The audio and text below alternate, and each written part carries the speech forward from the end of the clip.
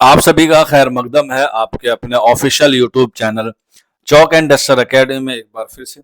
उम्मीद है आप लोग खैर आफियत से होंगे और आज के इस अहम टॉपिक पे आप लोगों के सामने मैं रूबरू होने वाला हूँ। और आज का जो हमारा सेशन है वो बहुत खास और वो कब एक वीडियो आएगा और इस पर जो है वो बात की जाएगी। तो आज हम लोग उसी चीज़ पे जो है वो बात करेंगे, उसी पे जो है वो गुफ्तगू करेंगे। तो खास तौर पे उत्तर प्रदेश के हवाले से हम लोग बात करेंगे, क्योंकि उत्तर प्रदेश में जो है वो एक अहम प्रक्रिया जो है वो चल रही है और वो है अधियाचन अधियाचन अधियाचन। इंटरटेनमेंट के साथ साथ अधियाचन अधियाचन अधियाचन जो है वो खेला जा रहा है और इसी खेला में जो है बच्चे जो है वो परेशान है।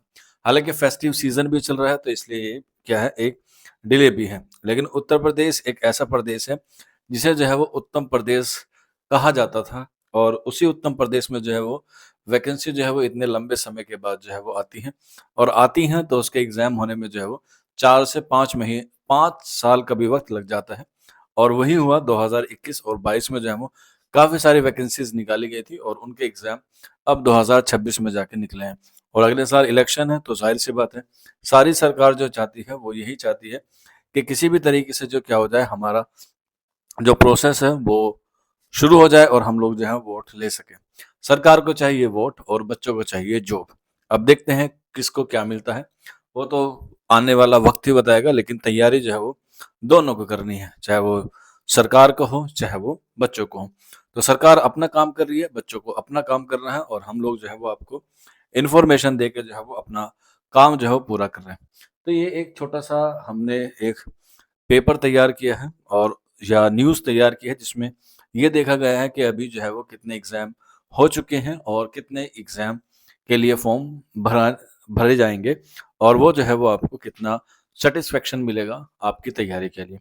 तो सबसे पहले देखते हैं, इसमें कुछ बात करते हैं LT grade, UP LT grade की। तो यहाँ हम सारे सब्जेक्ट की बात नहीं करेंगे, सिर्फ़ उर्दू के हवाले से बात करेंगे। अगर आप किसी और सब्जेक्ट के हैं तो माफ़ी चाहते हैं, यहाँ पे उर्दू के हवाले से ही मैं आज बात करूँगा। तो यूपी एलटी ग्रेड में उर्दू की जो है वो 120 वैकेंसी थी, जिसका प्री हो चुका है और मेंस भी हो चुका है। अब बच्चे जो हैं वो उसका रिज़ल्ट का वेट कर रहे हैं। तो रिज़ल्ट जो है वो आपका सितंबर के महीने में जो है वो इसके पूरे-पूरे क्या है, आने के इम्कान हैं, जिसमें तकरीबन 120 जो है वो वैकेंसी थी। इसके बाद यहाँ पे असिस्टेंट प्रोफेसर की बात की गई है। ये दिसंबर में जो है वो इसका एग्ज़ाम हो जाएगा, खंड शिक्षा अधिकारी। और फिर उसके बाद आता है राजकीय इंटर कॉलेज, जिसे हम लोग कहते हैं जीआईसी। यूपी गवर्नमेंट में जो स्कूल होते हैं, वो 2 तरीके से होते हैं। एक पूरी तरीके से गवर्नमेंट होते हैं और एक जो है वो क्या होते हैं, सेमी गवर्नमेंट होते हैं। जो सेमी गवर्नमेंट होते हैं उसमें टीजीटी और पीजीटी, जो अब अपकमिंग वैकेंसी की बात हो रही है, वो उसी गवर्नमेंट की बात हो रही है जिसमें मैनेजर होता है और मैनेजमेंट होता है, लेकिन चलाती उन्हें क्या है, सरकार है। उनकी सैलरी में थोड़ा-सा डिफरेंस होता है। कार्य जो शैली होती है वो लगभग सेम ही होती है। बस नाम जो है वो उनके क्या हो जाते हैं, अलग-अलग हो जाते हैं।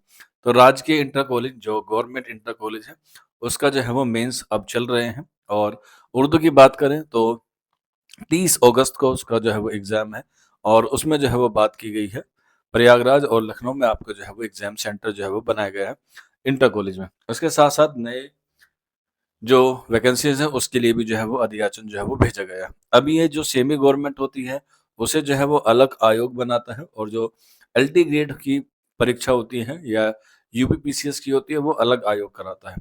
जो एलटी ग्रेड और जीआईसी हैं, ये दोनों एग्ज़ाम कंडक्ट कराने की ज़िम्मेदारी होती है Uttar Pradesh public service commission में, जिसमें क्या होता है, प्री और मेंस होता है। उसके बाद जो टीजीटी होती है और पीजीटी होती है, उसकी भर्ती कराता है कौन? शिक्षा सेवा चयन आयोग, ठीक है? जिसे हम लोग जो है वो पहले एक नए नाम से जो है वो जानते थे, अब ये इसका नाम जो है शिक्षा चयन सेवा चयन आयोग में जो है वो नई वैकेंसी और नए उसके जो है वो अध्यक्ष प्रशांत कुमार जी बनाए गए हैं और उन्होंने जो है वो इस प्रक्रिया को जो है वो पूरा कराया। जो अभी 2022 की पेंडिंग थी, उसे जो है वो 2026 में जो है वो फुलफिल करा दिया टीजीटी और पीजीटी का। यहाँ पे आप लोग देख सकते हैं 2022 वाली का क्या हो गया है, चयन भी पूरा हो गया, जिसमें पीजीटी की उर्दू में 0 सीट थी और टीजीटी में महज़ 13 सीट थी। लेकिन अब जो अपकमिंग आपकी वैकेंसी है पीजीटी की और टीजीटी की, उसमें जो है वो संख्या लगभग आ गई है। अगर हम लोग पीजीटी की बात करते हैं, तो पीजीटी में उर्दू की 13 सीट आई है। कैटेगरीज़ वाइज़ का भी कोई ब्यौरा नहीं आया है। इसके अलावा टीजीटी की तकरीबन 120 के आसपास जो है वो आपकी सीट जो है वो देखने को मिलेगी। इसके बाद असिस्टेंट प्रोफेसर वाले का भी जो है प्रोसेस जो है वो ऑन द वे है, लगभग इसमें जो है वो सारी प्रक्रिया पूरी हो गई है और इसमें जो है वो उर्दू की जो है वो 8 वैकेंसी आई थी। असिस्टेंट प्रोफेसर 2026 करीब 2000 पदों का जो है वो अधियाचन जो है वो भेजा गया है, यानी कि हम लोग कह सकते हैं एडवर्टाइज नंबर 52। इससे पहले 51 था जो लगभग पूरा हो चुका है। अब जो है वो कौन सा बात की जा रही है, अब बात की जा रही है नए अधियाचन की, उसमें उर्दू की सीटें कितनी है इस पर भी जो है वो अभी कोई सही से जो है वो इन्फॉर्मेशन नहीं है, लेकिन जो टोटल सीट है उनकी तादाद 2107 जो है वो दिखाई गई है, जिसमें अलग अलग सब्जेक्ट की बात की गई है। ये ना करीब 2000, मैंने बताया 2107। इसके बाद नई वैकेंसी है टीजीटी और पीजीटी 2026 की, और इसमें जो है वैकेंसी का जो डिटेल्स है वो आ गई है। टोटल जो है वो 21,252 पदों का अधियाचन अपलोड किया गया है और सितंबर में इसका जो है विज्ञापन आना क्या है तय है। सिलेबस और अहार्ता जो है वो पहले ही क्या कर दी गई है, जारी कर दी गई हैं। अब जो है वो इसका ऑफिशियल नोटिफिकेशन आपको जो है वो ये फेस्टिव सीजन जो खत्म हो जाएगा, जैसे 15 अगस्त हुआ, इसके अलावा सावन का महीना था, कावड़ यात्रा थी, तो सरकार उसमें ज़्यादा बिजी थी। अभी जो है वो रक्षाबंधन है, तो रक्षाबंधन के बाद जो है वो थोड़ा सा चीज़ें जो है वो सामने आएंगी, क्योंकि फिर सितंबर और अक्टूबर का महीना ही जो है वो काम का है जो सरकार कर सकती है उसमें। उसके बाद फिर दिवाली का सीजन आ जाएगा और फिर दिवाली के बाद क्रिसमस, और फिर जो है वो सरकार अपने काम में लग जाएगी और वो इलेक्शन पर जो है वो फोकस करेगी, क्योंकि मार्च 2027 में जो है वो उत्तर प्रदेश में क्या है, इलेक्शन है। और यहीं पर जो है वो टीजीटी और पीजीटी, तो यहाँ पे पीजीटी की मैंने आपको बता दी उर्दू की जो है वो 13 सीटें आ गई हैं। टीजीटी की लगभग 120 का आना जो है वो तय है। आप लोग जो है वो अपनी तैयारी में जो है वो लग सकते हैं। हमारे यहाँ क्लासेस चल रही हैं, आप लोग हमारा ऐप डाउनलोड करके वहाँ पर जाके देख सकते हैं। शबरोज एकेडमी के नाम से वहाँ पे बैच बना हुआ है, आप वहाँ से भी उसको जो है वो हासिल कर सकते हैं। इसके बाद प्रधानाचार्य और प्रधाना अध्यापक का भी जो है वो फॉर्म आने वाले हैं। इसमें उर्दू का कोई लेना देना नहीं होता है। और इसके अलावा बेसिक शिक्षा परिषद ये अलग है और ये अल्पसंख्यक संस्थान जो है वो अलग है। इसके अलावा एक और एग्जाम होता है जिसे हम लोग सुपर टेट कहते हैं, जो खासतौर पर प्राइमरी के लेवल पे होता है। उसमें जो है वो उर्दू को शामिल नहीं किया गया है। इस पे मैंने काफ़ी पहले वीडियो भी बताया था और आजकल काफ़ी मीम भी चल रहे हैं। आपने देखा होगा बिहार पब्लिक सर्विस कमीशन के टीआरई 4 में जो है वो बच्चों ने लड़ के जो है वो ले लिया है, और एक मीम बड़ा वायरल हो रहा है, तेरा कब खून खोलेगा रे फैसल। तो उसमें एक फ़िल्म है वहाँ गैंग ऑफ वासेपुर, उसका ये मीम आया है। क्योंकि उत्तर प्रदेश में जो है वो प्रोटेस्ट नहीं होता, क्योंकि यहाँ पे जो है वो बुलडोज़र वाली सरकार है, तो सब डरते हैं कि अपना घर बनाने से पहले कहीं घर टूट ना जाए।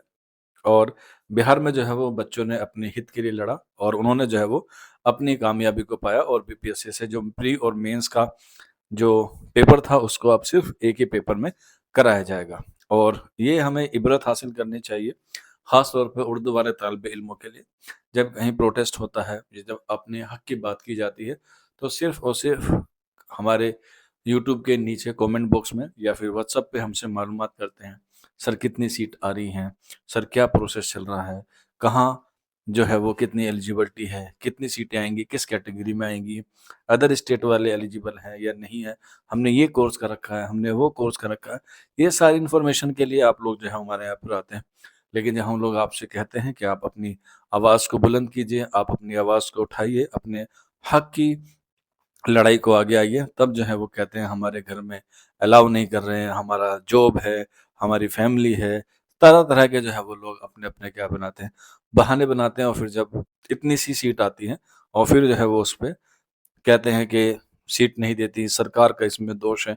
सरकार का कहाँ दोष है? जब आप अपने बच्चों को उर्दू पढ़ाएँगे ही नहीं, तो फिर कहाँ से सीट बढ़ेगी? सबसे पहली बात तो यही है कि हमें बच्चों को उर्दू पढ़ाना चाहिए। जब उर्दू पढ़ेंगे, जब बच्चे पढ़ेंगे, जब बच्चे का स्कूल में एनरोलमेंट बढ़ेगा, तभी तो सरकार भी सीट बढ़ाएगी।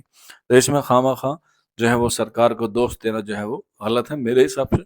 हाँ, हो सकता है कि उसमें कुछ कमी हो, उसको सुधारें, और उसको सुधारने के लिए जो है वो हर एक व्यक्ति का, हर एक इंसान का जो है वो क्या है, दायित्व है।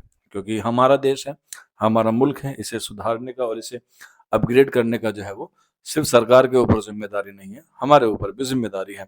तो हम अपनी ज़िम्मेदारी को जो है वो सरकार के सर पे जो है वो पूरी तरीके से नहीं मढ़ सकते। इसमें जो है वो हमें भी अपने आप को जो है वो आगे करना होगा। अपने बच्चों को अच्छी तालीम देंगे, अच्छे बच्चे जब पढ़ेंगे, अच्छे ओहदों पे जाएँगे, और वो फिर उसकी इम्पोर्टेंस को समझेंगे तो वो भी जो है उसे क्या करेंगे, प्रमोट करेंगे। तो आप लोगों से ये गुजारिश है कि जो बच्चे अहल हैं वो तैयारी में लग जाइए, और जैसे ही इसका ऑफिशियल नोटिफिकेशन आएगा उसमें भी आपको जो है वो एज सुन एज पॉसिबल एक वीडियो के माध्यम से बता दिया जाएगा। कोर्स की जो डिटेल्स हैं वो हमारे ऐप पे अवेलेबल है, या फिर आप लोग हमारा व्हाट्सएप नंबर 9045220432 पर भी हमसे रब्ता कर सकते हैं। आज के सेशन में इतना ही था। शुक्रिया।